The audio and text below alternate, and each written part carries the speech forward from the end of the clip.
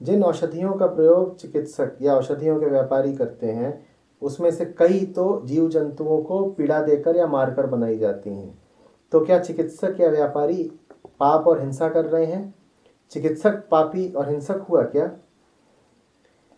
समझाने की अनुकंपा करें। जाहिर सी बात है अनुराग, हुआ। तुम जो भी काम कर रहे हो वो काम करने के लिए अगर तुम पशु पक्षियों को कष्ट दे रहे हो, मार पीट रहे हो, हिंसा कर रहे हो, उन पर क्रूर प्रयोग कर रहे हो, तो निश्चित रूप से पाप है। इसमें कोई दो राय नहीं। मुझे तो ताज्जुब ये है कि तुम्हें प्रश्न ही क्यों उठ रहा है। ये बात तो अब सर्व स्वीकार्य है कि दवाइयों के लिए, सौंदर्य प्रसाधनों के लिए जानवरों पर प्रयोग और जानवरों पर क्रूरता उचित नहीं है। अब तो कई देशों में नियम बनाया जा रहा है कि सौंदर्य प्रसाधनों पर साफ लिखा जाएगा क्या कि इसको बनाने में किसी भी जानवर के ऊपर प्रयोग या हिंसा नहीं की गई है। इसी तरीके से दवाओं पर भी साफ साफ लिखा जाएगा कि इस दवा के निर्माण में या इस दवा के शोध और परीक्षण में किसी जानवर पर प्रयोग या हिंसा नहीं की गई है, ताकि जो लोग खरीदें उन्हें आश्वस्त रहे कि वो हिंसा में भागीदार नहीं हो रहे हैं। हिंसा यही भर थोड़ी ही है कि तुमने जानवर को मार दिया या जानवर को बंधक बना लिया या उसको दुख दिया। दवाओं इत्यादि के लिए, सौंदर्य प्रसाधनों के लिए जानवरों पर ऐसे ऐसे जुल्म होते हैं कि तुम्हारी रूह कांप उठे। तो इस बात का पूरा ख्याल रखा करो कि तुम्हारे पास उपभोग की जो भी वस्तु आ रही है उसके निर्माण में किसी अन्य जीव को दुख तो नहीं पहुंचाया गया। पूरा ख्याल रखो। प्रत्यक्ष हिंसा का तो पाप लगता ही है, परोक्ष हिंसा का भी पाप लगता है। जो भी हिंसा, जितनी भी हिंसा तुम रोक सकते हो रोको। हाँ, बस उतनी ही हिंसा तुम नहीं रोक पाओगे जो तुम्हारे जीव होने के कारण ही हो रही है। बस उसको तुम नहीं रोक सकते। बाकी जितनी हिंसा है वो रोकी जा सकती है और रोकी जानी चाहिए।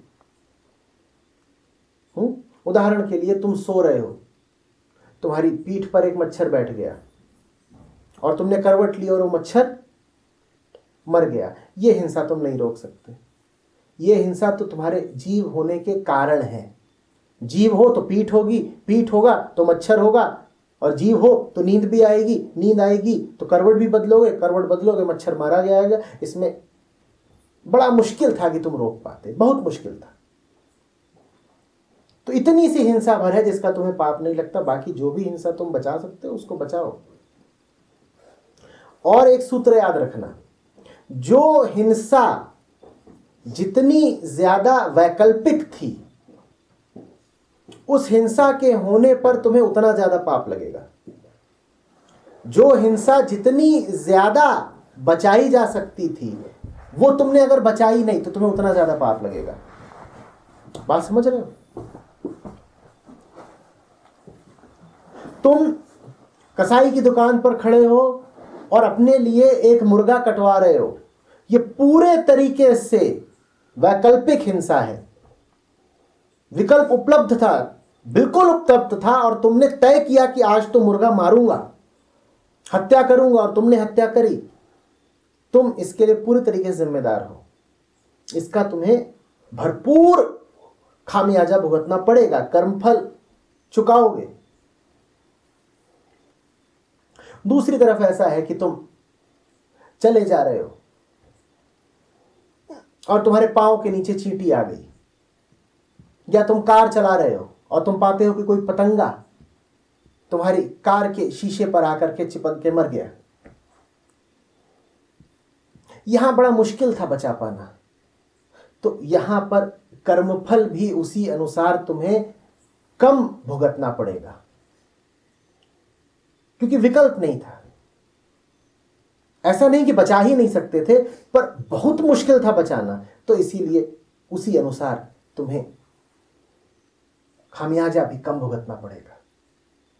पर जहां कहीं तुम जानते बूझते हिंसा में साझीदार हो रहे हो, वहां तुम्हें कोई माफी नहीं मिलने वाली।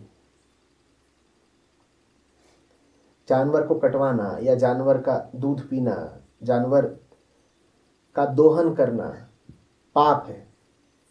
अब तुम्हें ताज्जुब नहीं होना चाहिए कि तुम्हारे जीवन में दुख है। तुम दिन रात उसका मांस खाते हो या दूध, दही, पनीर इत्यादि, घी इत्यादि का उपयोग करते हो। अब तुम्हें क्यों ताज्जुब है कि तुम्हारी जिंदगी में दुख भरे हुए हैं? और दुख ये बताकर नहीं आएंगे कि तुम दूध पीते हो और पनीर खाते हो इसलिए हम आए हैं। दुख तो कोई और ही आवरण पहनकर आएंगे, दुख अपना कारण कुछ और बता देंगे, लेकिन मूल कारण यही है कि तुम हिंसक हो, तुमने गुनाह किया है, तुम पाप कर रहे हो, तुम्हें सजा मिलेगी।